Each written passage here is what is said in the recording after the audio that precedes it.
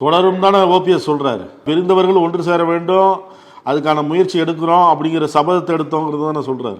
சபதங்க இல்லைங்க, இனிமேல் டைம் இல்லை, எலெக்ஷன் கிட்ட இருக்கு. இப்ப நீங்க பேசி முடிச்சுட்டு இப்படியே விட்டுறக்கூடாது. தேர்தலில் சேர்ந்து பணியாற்றுவோம் இன்னொருத்தர் மூணாவது ஆள் சொல்றாருல்ல, அதே மாதிரி தேர்தலில் சேர்ந்து பணியாற்றுவோம் இவங்களும் ரெடியா இருக்கணும்ல. ஆகவே அதிலே கவனம் செலுத்த வேண்டும், அதில் வெற்றி பெற இவர்கள் காரணமாக இருக்க வேண்டும். இப்போ ரொம்ப காமெடி இருக்கு, தமாஷ் கேளுங்க. என்னன்னா, ஒரு கட்சியிலிருந்து நீக்கப்பட்டவர்களோடு யாராவது தொடர்பு வைத்துக் கொண்டால் உங்களுக்கு தெரியல, அவர்கள் மீது கடுமையான நடவடிக்கை எடுக்கப்படும். இது கட்சியிலிருந்து எடுக்கும் போது அந்த ஸ்லோகன் வந்துடும், கண்ணிய குறைவாக அதாக இதாக கட்சிக்கு களங்கம் ஏற்படுத்தும் வகையில் நடந்து கொண்டதால் இவர் கட்சியின் அடிப்படை உறுப்பிலிருந்து நீக்கப்பட்டார், எங்க ஆபீஸ் உடைச்சாரு, புகழேந்தி எடுத்தோம், ஓபிஎஸ் எடுத்துட்டோம், அவங்க 4 பேர் போய் சேலஞ்ச் பண்ணி ஜேசிடி பிரபாகரனோட கோர்ட்ல போய் சேலஞ்ச் பண்ணி நிற்கிறாங்க எக்ஸ்பல்ஷனை எதிர்த்து. ஒரு பக்கம் சூரியமூர்த்தி எல்லாம் கேஸ் போட்டிருக்காரு, என்னோட கண்டெம்ட் கேஸ் டெல்லியில இருக்கு. இப்படி வழக்குகளா இருக்கு, விடுங்க.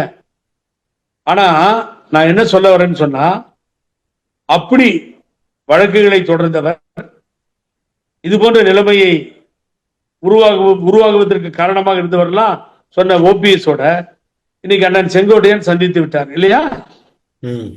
அப்ப ஏன் பழனிசாமி வேடிக்கை பார்க்கிறார்? 3 மணி நேரம் 4 மணி நேரம் ஆகி போச்சு. 2 பேரும் ஒன்னாதான் டிராவல் பண்ணி மதுரையிலிருந்து வராங்க, அங்க இறங்குறாங்க. இவர் யார் யார் கட்சியில சேர்த்துக்க முடியாது, அவங்களோட நான் கூட்டு வச்சுக்க முடியாதுன்னு சொன்னாரோ அவர்களோட செய்தியாளர்களை சந்தித்து விட்டார்கள். ஆக செங்கோட்டையன் அண்ணனை கட்சியிலிருந்து நீக்க வேண்டும். ஏன் தைரியம் இல்ல பழனிசாமிக்கு? அத பழனிசாமி முடிவெடுக்க முடியாது. ஏன் எடுக்க முடியாதுன்னா, டெல்லியிலிருந்து உத்தரவு வர வேண்டும், டெல்லியில பர்மிஷன் வாங்கணும். ஒரு நோட் போட்டு அனுப்பிச்சு, ஐயா இது மாதிரி பாருங்க செங்கோட்டையன் அவங்களோட போயிட்டாரு அப்படின்னு முதலாளிகிட்ட கேட்கணும்.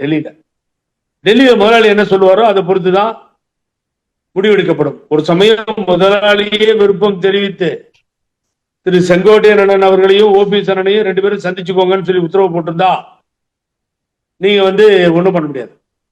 அவங்க உத்தரவின் பேரில் தான் இவர்கள் சேர்ந்தார்கள்னா அங்க நீங்க பேசவே முடியாது. ஆகவே பழனிசாமியால ஒண்ணும் செய்ய முடியாது.